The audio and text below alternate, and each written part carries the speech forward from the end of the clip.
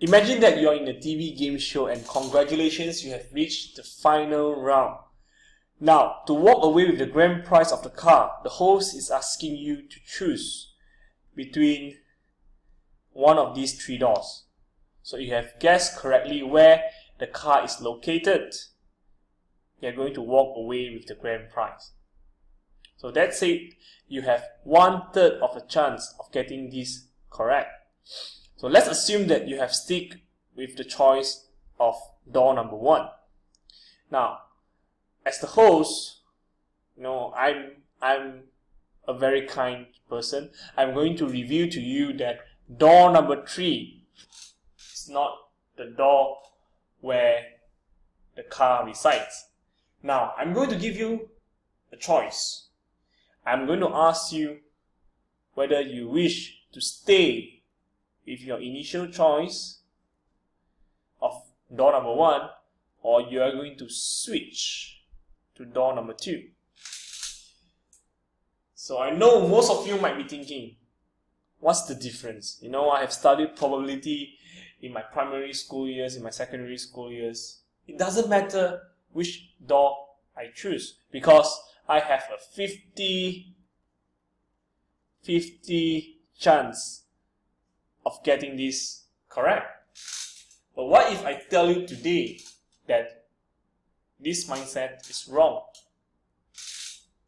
In fact, if you had made that switch, you are going to double up your chance of winning this car. Not believe me? Let me show you a simple table to illustrate this decision. This is a classic example of a Monty Hall problem. Let's assume that the numbers here represent the door, and we will just continue with the previous example where you have made your initial choice of door number 1. Let's assume that the car is really behind door number 1, and if you choose to stay, you will win.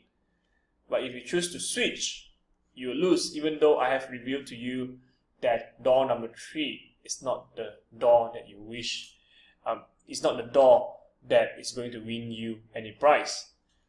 But let's assume that the car is now in door number 2, which is another possible scenario.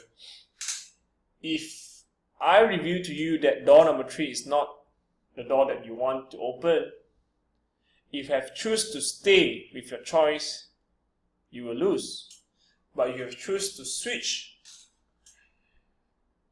to door number 2, you will win. For the third scenario, let's assume that the car is now in door number 3. Of course, as the host, I'm not going to reveal to you where the car resides. So in this case, I'm going to tell you door number 2 is not the door that you want to choose.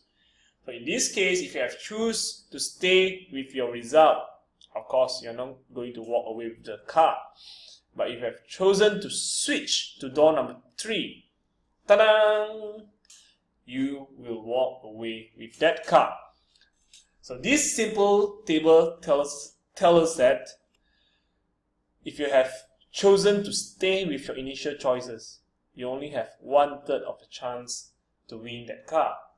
But if you have chosen to switch after the review, you have 2/3 of a chance of winning the car. So this actually contradicts with your initial thought that you had a 50-50 chance no matter which choice that you made. Surprise?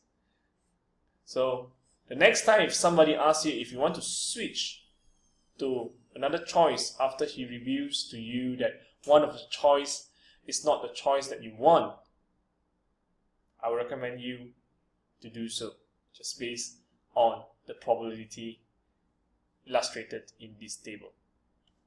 Thank you.